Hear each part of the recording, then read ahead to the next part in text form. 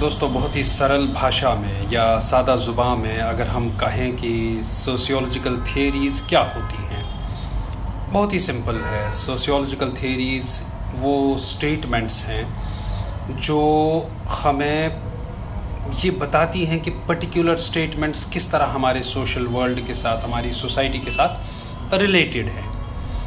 और अगर हम देखें तो रोज़मर्रा की ज़िंदगी में और रोज़ाना ऑन अ डेली रूटीन लोग अपना एक सोशल वर्ल्ड क्रिएट करते हैं, अपने इर्द गिर्द एक दुनिया बनाते हैं थ्रू इंटरैक्शन। और ज़रूरी नहीं ये वो सोशल फैक्ट्स के अंडर आके करते हैं या वो सोशल फोर्सेस के दबाव में करते हैं, बल्कि ये उसके बावजूद भी, उसके बाहर भी लोग मीनिंग्स के थ्रू, इंटरैक्शन के थ्रू अपनी दुनिया क्रिएट करते हैं। और अगर हम आज की क्रिएटिव सोशियोलॉजीज़ की बात करें और या उन स्पेशल तरीक़ों की, मेथड्स की बात करें जो ह्यूमन अंडरस्टैंडिंग का हमें पता बताती हैं, तो हम ये कह सकते हैं कि उसमें एथनोमेथोडोलॉजी है, उसमें सिंबॉलिक इंटरैक्शनिज्म है, उसमें फिनोमेनोलॉजी है, उसमें सोशियोलॉजी ऑफ नॉलेज है। और सिर्फ सोशियोलॉजी ऑफ नॉलेज नहीं बल्कि सोशियोलॉजी ऑफ एब्सर्ड भी, क्योंकि जहाँ पे नॉलेज है वहाँ पे एब्सर्डिटी भी है। तो there are people who excel in lives and there are people who do nothing, but इसका मतलब ये नहीं है कि the people who don't excel in their lives need not to be studied. Therefore ये मैं सोशियोलॉजी ऑफ नॉलेज के संदर्भ में यहाँ बता रहा हूँ। तो पॉइंट क्या है, मेरे कहने का मतलब यहाँ पे ये है कि आज के टीचर को, दोस्तों, अगर आज का जो टीचर है उसे अपने बच्चों को सिर्फ सिलेबस के अंदर नहीं बल्कि उसे अपने बच्चों को कैरी करना होगा उन तमाम into the shadows of action and transaction और मीनिंग्स एंड वैल्यूज़, या हम कहेंगे ये जो प्रोसेस ऑफ फ्लो है, क्योंकि कुछ भी स्टैटिक नहीं है, सब कुछ फ्लूइड है, सब कुछ डायनेमिक है। और ये जो प्रोसेस ऑफ फ्लो है, और जैसे हम ये कह सकते हैं, और क्रिएटिव पर्सपेक्टिव्स हैं।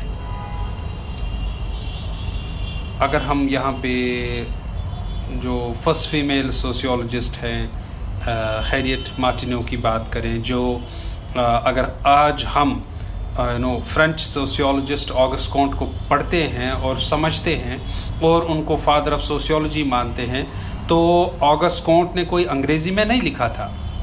मैं यहाँ पे ट्रांसलेशन स्टडीज़ की बात कर रहा हूँ, क्रिएटिव पर्सपेक्टिव्स की बात कर रहा हूँ, लैंग्वेज एंड फिक्शन की बात कर रहा हूँ। किस तरीके से सोशियोलॉजाइज करना क्रिएटिव पर्सपेक्टिव्स को, किस तरीके से हैरियट मार्टिनेव ने, जो एक ब्रिटिश राइटर थी, सोशियोलॉजिस्ट थी, और उन्होंने एक नावल भी लिखी है डेयरब्रोक, किस तरीके से उन्होंने ऑगस्ट कॉन्ट जैसे रिनाउंड स्कॉलर को इंग्लिश वर्ल्ड को इंट्रोड्यूस कराया by translating the works of Auguste Comte, और उस पर कई वॉल्यूम्स उन्होंने छपाए। और उन्होंने ऑगस्ट कॉन्ट के 6 वॉल्यूम्स का काम जो है वो 2 वॉल्यूम्स में कंडेंस करके इंग्लिश वर्ल्ड को समझाया।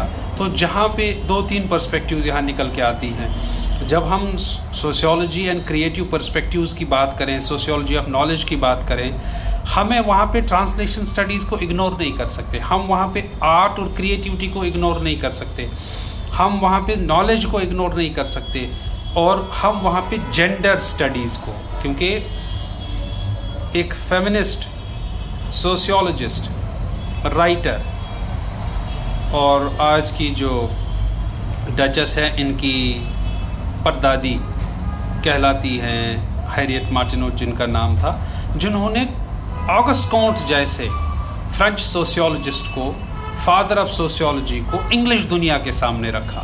तो किस तरीके से बाज़ औक़ात अगर मार्क्स को देखा जाए तो मार्क्स ने कौन सा अंग्रेज़ी में लिखा था, चीज़ें आपके सामने और एक इंग्लिश वर्ल्ड के सामने, इंग्लिश अंडरस्टैंडिंग वर्ल्ड के सामने आती हैं through translators. At times translator महान हो जाता है इवन ओरिजिनल ऑथर से, क्योंकि अगर ऑगस्ट कॉन्ट को ट्रांसलेट ना किया जाता तो शायद ही आज हमें पता होता कि ऐसा भी कोई सोशियोलॉजी का जम ऐसा भी कोई स्टालवर्ड था जिन्होंने फ्रेंच में लिखा, क्योंकि हम तो उनकी किताबों के नाम भी नहीं पढ़ सकते।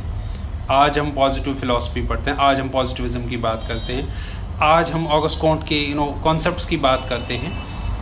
वो ये कि बिकॉज वो हमारे सामने हैं in the form of English works, we know him through his works. और उन कामों को ट्रांसलेट किसने किया? हैरियट मार्टिनेau ने। Thank you.